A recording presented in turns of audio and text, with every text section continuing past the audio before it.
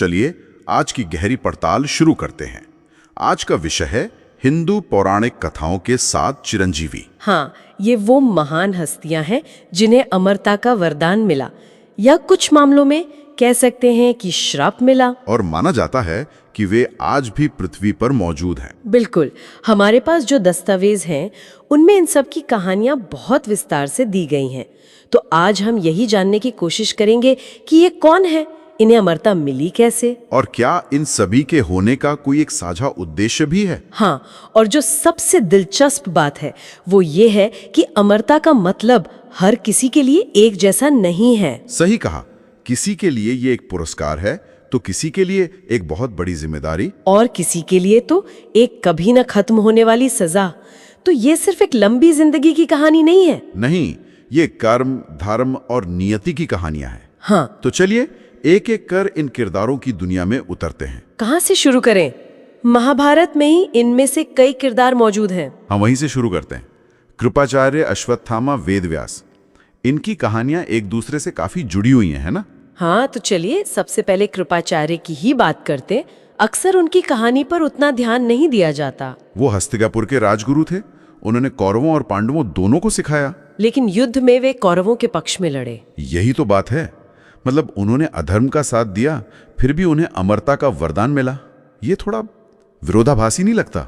लगता तो है, लेकिन जब हम गहराई में जाते हैं तो वजह समझ आती है। देखिए, उनकी स्थिति बहुत जटिल थी। कैसे? वो राज्य के प्रति अपनी निष्ठा और धर्म के बीच फंसे हुए थे। उन्होंने दुर्योधन को बार बार चेतावनी दी, अपना राजधर्म निभाया, भले उसका कोई नतीजा नहीं निकला। हाँ, उन्होंने हमेशा नीति की बात की। तो श्री कृष्ण ने उनकी इसी धर्म संकट वाली निष्ठा को पहचाना और उन्हें अमरत्व दिया। मतलब एक तरह से ये दिखाने के लिए कि सही इरादे का भी अपना महत्व होता है। बिल्कुल, भले ही आप गलत पक्ष में क्यों ना हो। उनकी अमरता उनके कर्मों का नहीं, बल्कि उनकी निष्पक्षता का सम्मान है। लेकिन महाभारत युद्ध के बाद कौरव पक्ष से बचने वाले वो अकेले नहीं थे।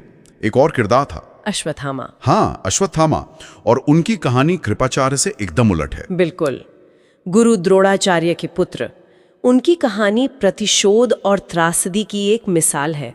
वो एक महान योद्धा थे, इसमें कोई शक नहीं। और उनके माथे पर जन्म से एक दिव्य मणि थी, है ना? हाँ, जो उन्हें दैवीय शक्तियों के साथ साथ भूख, प्यास, इन सब से बचाती थी। लेकिन कुरुक्षेत्र युद्ध में उनके पिता की छल से हुई मृत्यु ने सब कुछ बदल दिया। बिल्कुल, प्रतिशोध की आग में उन्होंने पहले तो पांडव सेना पर नारायणास्त्र का प्रयोग किया। एक ऐसा विनाशकारी अस्त्र जिसे रोका नहीं जा सकता था। हाँ, उसे शांत करने का बस एक ही तरीका था, उसके सामने आत्मसमर्पण कर देना, मतलब अपने हथियार नीचे रख देना। और यहाँ श्री कृष्ण ने पांडवों को बचाया। हाँ, कृष्ण जानते थे कि ये अस्त्र निहत्थे योद्धा पर असर नहीं करता। उन्होंने सबको हथियार डालने की सलाह दी और पूरी सेना बच गई। लेकिन अश्वत्थामा का प्रतिशोध यहीं खत्म नहीं हुआ। नहीं, युद्ध खत्म होने के बाद रात के अंधेरे में उन्होंने जो किया वो शायद महाभारत का सबसे काला अध्याय है। उन्होंने पांडवों के शिविर में घुसकर उनके सोए हुए पुत्रों की, द्रौपदी से जन्मे 5 उप पांडवों की निर्ममता से हत्या कर दी। और फिर पांडवों के वंश को खत्म करने के लिए उत्तरा के गर्भ पर ब्रह्मास्त्र का प्रयोग किया। और बस यहीं पर उनकी नियति हमेशा के लिए तय हो गई। श्री कृष्ण ने उत्तरा के गर्भ की रक्षा तो की, लेकिन अश्वत्थामा को एक भयानक श्राप दिया। हाँ, और वो श्राप ही उनकी अमरता बना। श्री कृष्ण ने उनके माथे से वो दिव्य मणि निकाल ली, जिससे वहां एक घाव हो गया जो कभी नहीं भरेगा। और उन्हें श्राप दिया कि वो 3000 सालों तक इस धरती पर पीड़ा में अकेला भटकता रहेगा। उसकी मृत्यु नहीं होगी, लेकिन उसकी पीड़ा भी कभी खत्म नहीं होगी। मतलब कृपाचार्य को वरदान और अश्वत्थामा को श्राप। एक ही युद्ध, एक ही पक्ष, पर परिणाम एकदम विपरीत।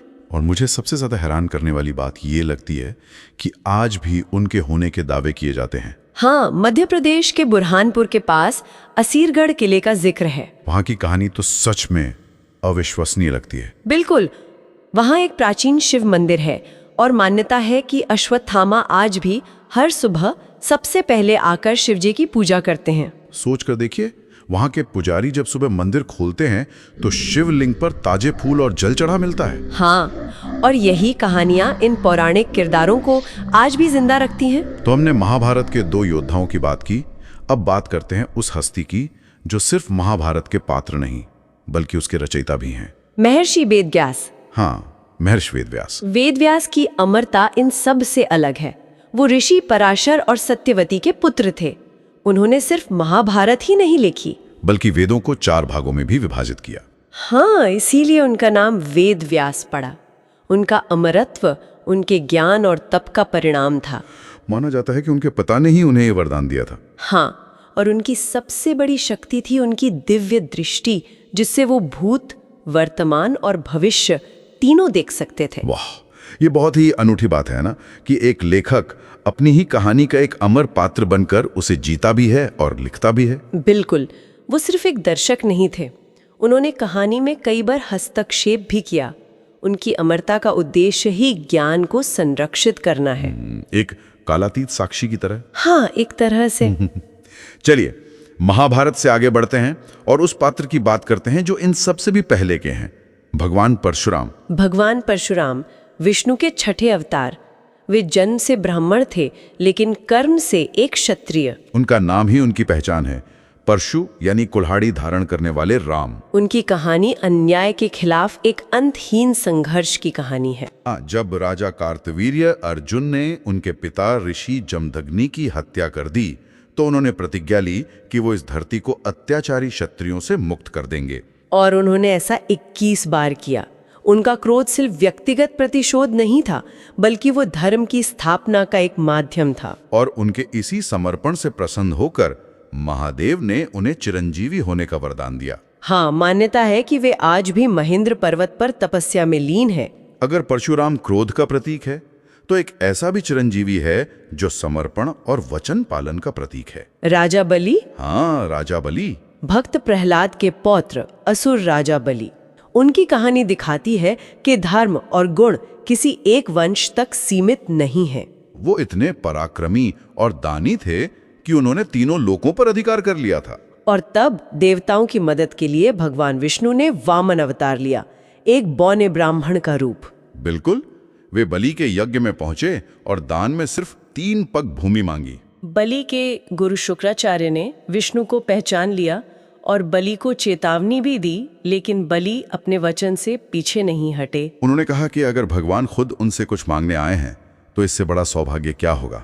और फिर वामन ने अपना विराट रूप दिखाया, एक पग में पृथ्वी, दूसरे में स्वर्ग। और जब तीसरे पग के लिए जगह नहीं बची, तो बलि ने अपना सिर आगे कर दिया। बलि के इस त्याग और वचन पालन से भगवान विष्णु इतने प्रसन्न हुए कि उन्होंने बलि को पाताल लोक का राजा बना दिया और साथ ही चिरंजीवी होने का वरदान भी दिया। यहाँ अमरता एक पुरस्कार है, अपने वचन के प्रति अटूट निष्ठा का। विभीषण और राजा बलि दोनों की कहानियों में एक समानता दिखती है। हाँ, ये बहुत अच्छा बिंदु है। दोनों ने अपने करीबियों के खिलाफ जाकर धर्म और वचन का साथ दिया। बिल्कुल, ये दोनों कहानियां सिखाती हैं कि धर्म व्यक्तिगत संबंधों से ऊपर है। विभीषण ने अपने भाई रावण को बहुत समझाया कि सीता को लौटाना ही धर्म है। हाँ, लेकिन जब रावण नहीं माना, तो उन्होंने अधर्म का साथ छोड़कर श्री राम की शरण ली। और उनके इस निर्णय ने तो युद्ध का रुख ही बदल दिया। उनकी भक्ति और सत्य के प्रति इसी निष्ठा ने उन्हें अमर बनाया। युद्ध के बाद भगवान राम ने विभीषण को लंका का राजा नियुक्त किया और उन्हें अमृतत्व का वरदान दिया, ताकि वे युगों युगों तक धर्मपूर्वक शासन करते रहें। तो उनकी अमरता एक जिम्मेदारी है। हाँ, धर्म के शासन को बनाए रखने की। और अब आते 7वें और शायद सबसे पूजनीय चिरंजीवी पर, भगवान हनुमान। हनुमान जी। उनकी अमरता तो भक्ति, सेवा और शक्ति का संगम है। वे भगवान शिव के अवतार माने जाते हैं और उनका पूरा जीवन ही श्री राम की सेवा को समर्पित रहा। दस्तावेज में उन्हें अमरता मिलने के 2 प्रसंगों का जिक्र है, एक बार सीता माता से और एक बार श्री राम से। हाँ, और ये बहुत महत्वपूर्ण है। पहली बार जब वे अशोक वाटिका में सीता जी से मिले, तो उनके साहस और भक्ति से प्रसन्न होकर माता सीता ने उन्हें अजर अमर गुण निधि सुत होहु का वरदान दिया। ये एक माँ का आशीर्वाद था। बिल्कुल, और दूसरा वरदान एक आदेश और एक मिशन था। जब भगवान राम अपनी लीला समाप्त कर बैकुंठ धाम लौट रहे थे, हाँ, तब उन्होंने हनुमान जी को कलयुग के अंत तक पृथ्वी पर रहकर भक्तों की रक्षा करने का आदेश दिया।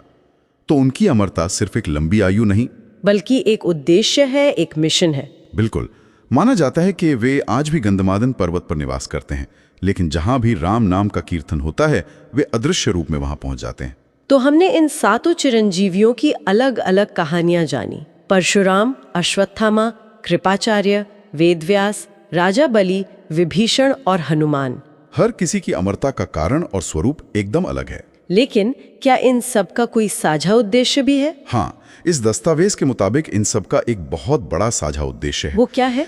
मान्यता यह है कि जब कलयुग में अधर्म अपने चरम पर होगा, तब धर्म की पुनर्स्थापना के लिए भगवान विष्णु अपने 10वें और अंतिम अवतार कल्कि के रूप में प्रकट होंगे, और तब ये सातों चिरंजीवी जो युगों से प्रतीक्षा कर रहे हैं सामने आएंगे। बिल्कुल। माना जाता है कि ये सातों भगवान कल्कि की अधर्म के विरुद्ध अंतिम युद्ध में सहायता करेंगे।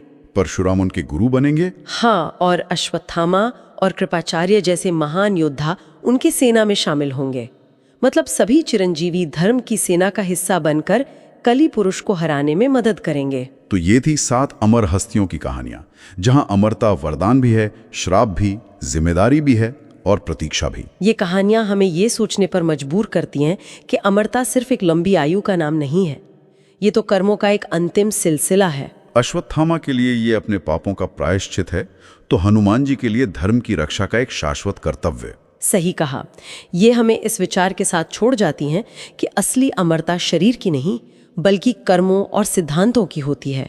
लेकिन एक सवाल ये भी उठता है, क्या अमरता सच में एक वरदान है, या समय के साथ बदलते संसार को देखते रहना और अपने प्रियजनों को खोते रहना अपने आप में एक श्राप है? शायद इसका जवाब इन चिरंजीवियों से बेहतर कोई नहीं जानता।